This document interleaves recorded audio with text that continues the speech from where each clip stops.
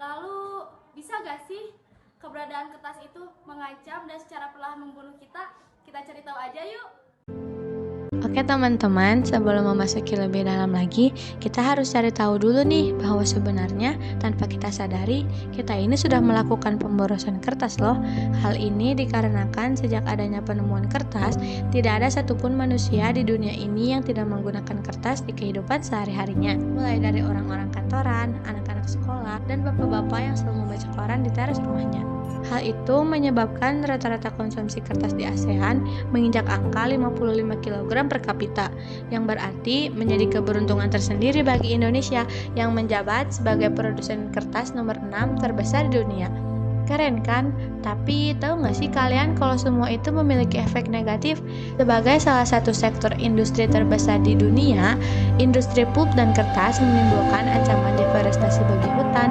Dilansir dari World Wide Fund for Nature, sebesar 30-40% dari semua kayu industri global digunakan untuk memenuhi permintaan produk berbasis kertas, seperti katalog kantor, buku, kertas glossy, tisu, hingga kemasan produk. Selain itu, industri pulp dan kertas menggunakan sumber daya alam lain yang cukup besar seperti air.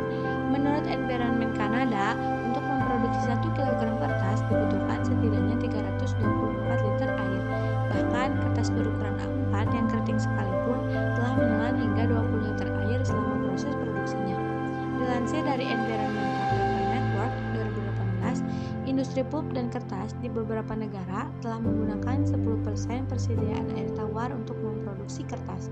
Selama proses produksi, industri pulp dan kertas juga menghasilkan limbah. Bentuk limbah yang dihasilkan pun cukup beragam, dari limbah partikel padat, cair, hingga gas. Penggunaan kertas di berbagai sektor seperti perkantoran dan sekolah membuat kertas menjadi salah satu limbah yang banyak dihasilkan. Dikutip dari DLH Banjarmasin, sebuah kantor pemerintah dalam 1 tahun dapat menghabiskan sekitar 500.000 kertas untuk mencetak dokumen, mencatat memo, dan membungkus surat. Menurut data Kementerian Lingkungan Hidup tahun 2020, setiap tahunnya Indonesia telah menghasilkan sampah sebanyak 34,5 ton dan 12% dari jumlah sampah tersebut adalah kertas. Sementara itu, sebanyak 43% limbah kertas masih belum terkelola. Padahal kebutuhan industri akan sampah kertas dan plastik mencapai 7,6 ton per tahunnya. Kebutuhan industri akan sampah kertas dan plastik tidak dapat terpenuhi karena proses pemilahan sampah di dalam negeri yang belum optimal. Kebanyakan sampah kertas berakhir menumpuk di TPA tanpa ada pengelolaan lebih lanjut. Pengolahan limbah yang buruk dapat memberikan ancaman negatif ke lingkungan, seperti kandungan organik yang tinggi, partisi organik terklorinasi, patogen, abu, hingga jumlah jejak kandungan logam yang berat yang mengancam kesehatan manusia.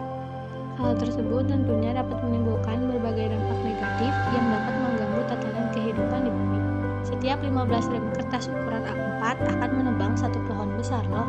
Lalu setiap 7.000 eksemplar lembar koran yang kita baca setiap hari itu sebenarnya menghabiskan 10-17 pohon di hutan. Banyak banget kan? Nah, sampai muncul pertanyaan, kok bisa ya? Padahal kan cuma kertas, masa sih menghabiskan segitu banyaknya pohon? Mari kita jawab. 70% bahan kertas itu pohon. Jadi coba kalian bayangkan berapa banyak hutan di Indonesia yang harus dihabiskan demi kertas-kertas yang kalian pakai setiap harinya, dan tanpa sadar kalian menggunakannya terlalu berlebihan. Misalnya, pohon yang fungsinya itu mengurangi laju perubahan iklim malah dipangkas habis untuk memenuhi kebutuhan kertas, padahal pohon yang berperan penting dalam meredam kenaikan gas rumah kaca.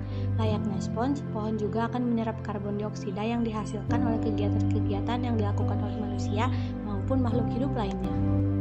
Sebagian dari kalian pasti bertanya-tanya, bagaimana ya cara kita untuk mengurangi laju perubahan iklim tersebut?